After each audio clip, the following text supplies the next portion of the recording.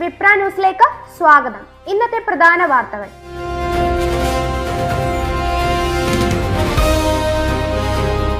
Confident group ഉടമ CJ Roy ജീവനൊടുക്കി. മരണത്തിന് ഉത്തരവാദി ആദായ നികുതി ഉദ്യോഗസ്ഥർ. ബംഗളൂരുവിൽ ജീവനൊടുക്കിയ കോൺഫിഡന്റ് ഗ്രൂപ്പ് ഉടമ റോയി CJയുടെ മരണത്തിൽ ആദായ നികുതി ഉദ്യോഗസ്ഥർക്കെതിരെ കോൺഫിഡന്റ് ഗ്രൂപ്പ് IT ഉദ്യോഗസ്ഥർ നിരന്തരമായി സമ്മർദ്ദം ചെലുത്തിയെന്ന് അദ്ദേഹം ആരോപിച്ചു. 3 ദിവസമായി കോൺഫിഡന്റ് ഗ്രൂപ്പിന്റെ ഹെഡ് ഓഫീസിൽ IT റെയ്ഡ് നടക്കുന്നുണ്ട്. ഫയൽ എടുക്കാൻ മുറിയിലേക്ക് പോയ റോയി CJ സ്വയം വെടിയുതിർക്കുകയായിരുന്നു. വെടിയൊച്ച കേട്ടെത്തിയ ജീവനക്കാർ വേഗത്തിൽ ആശുപത്രിയിൽ എത്തിച്ചെങ്കിലും രക്ഷിക്കാനായില്ല. ബൗറിംഗ് ഹോസ്പിറ്റലിലെ പോസ്റ്റ്മോർട്ടം നടപടികൾക്ക് ശേഷം സംസ്കാരം ഇന്ന് നടക്കും. കോഴിക്കോട് മാളിക്കടവിലെ കൊലപാതകത്തിൽ നിർണായക തെളിവ് കണ്ടെത്തി പോലീസ്. യുവതിയുടെ സന്ദേശവും ഡയറിയും കണ്ടെത്തി അന്വേഷണ സംഘം. വൈശാഖനായിരിക്കും മരണത്തിന് ഉത്തരവാദിയെന്ന് യുവതിയുടെ സന്ദേശത്തെ സൂചിപ്പിക്കുന്നു. കൗൺസിലിംഗ് സെന്ററിലെ കൗൺസിലർക്കാണ് ഈ സന്ദേശം അയച്ചത്. പെൺ സുഹൃത്തായ യുവതിയെ ഈ മാസം 24-ാം തീയതി കോഴിക്കോട് മൂരികയിലെ തന്റെ സ്ഥാപനത്തിൽ വിളിച്ചു വരുത്തി ഒരുമിച്ച് തൂങ്ങി മരിക്കാമെന്ന് പറഞ്ഞ് വിശ്വസിപ്പിച്ചാണ് പ്രതി വൈശാഖൻ കൊലപ്പെടുത്തിയത്. ആത്മഹത്യ എന്ന് വിചാരിച്ചെങ്കിലും കടയിലെ CCTV ദൃശ്യങ്ങൾ പുറത്തു വന്നതോടെയാണ് കൊലപാതകത്തിന്റെ ചുരുളഴിഞ്ഞത്.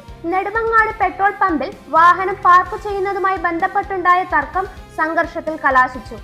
നെടുമങ്ങാട് കച്ചേരി നടയിൽ പ്രവർത്തിക്കുന്ന ഹിന്ദുസ്ഥാൻ പെട്രോളിയം പമ്പിൽ ഇന്നലെ രാത്രി 7:35-നാണ് സംഭവം. നെടുമങ്ങാട് സ്റ്റാൻഡിൽ ഓട്ടോ ഓടിക്കുന്ന ശ്രീകാന്ത് ഇന്നലെ പെട്രോൾ പമ്പിൽ വാഹനം പാർക്ക് ചെയ്യാൻ ശ്രമിച്ചിരുന്നു. ഇത് പമ്പിലെ ജീവനക്കാരനായ സുജിത് തടഞ്ഞു. പമ്പിൽ വാഹനം പാർക്ക് ചെയ്യാൻ സാധിക്കില്ലെന്ന് സുജിത് കർശന നിലപാടെടുത്തതോടെ ശ്രീകാന്ത് മടങ്ങിപ്പോയി. പിന്നീട് സുഹൃത്തുക്കളുമായി തിരികെ വന്ന് സുജിത്തിനെ പമ്പിൽ വെച്ച് മർദ്ദിച്ചെന്നാണ് പരാതി. സംഭവത്തിന്റെ വീഡിയോ ദൃശ്യങ്ങളടക്കം പുറത്തു വന്നു. ഓട്ടോ ഡ്രൈവർമാർക്കെതിരെ പോലീസ് പരാതി നൽകുമെന്ന് സുജിത് വ്യക്തമാക്കി. കാസർഗോഡ് അനന്തപുരത്ത് പ്ലൈവുഡ് ഫാക്ടറിയിൽ വൻ തീപിടുത്തം.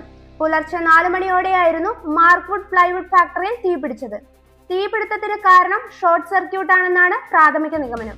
8 യൂണിറ്റ് ഫയർഫോഴ്സ് ആണ് സംഭവ സ്ഥലത്തെത്തിയത്. കുറച്ചു മാസങ്ങൾക്ക് മുമ്പ് ഇവിടെ വലിയ തീപിടുത്തം ഉണ്ടായിരുന്നു. സ്ഥിരമായി തീപിടുത്തം ഉണ്ടാവുന്ന ഒരു സാഹചര്യം അനന്തപുരം വ്യവസായ എസ്റ്റേറ്റിന് ഉണ്ട്.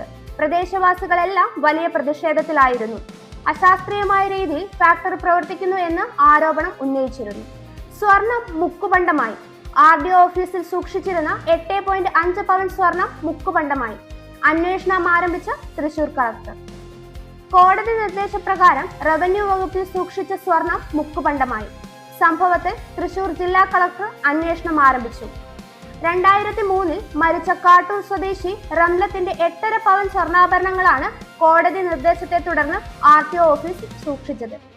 മക്കൾ പ്രായപൂർത്തിയാകുന്നതുവരെ സൂക്ഷിക്കാനാണ് കോടതി ഏൽപ്പിച്ചത്.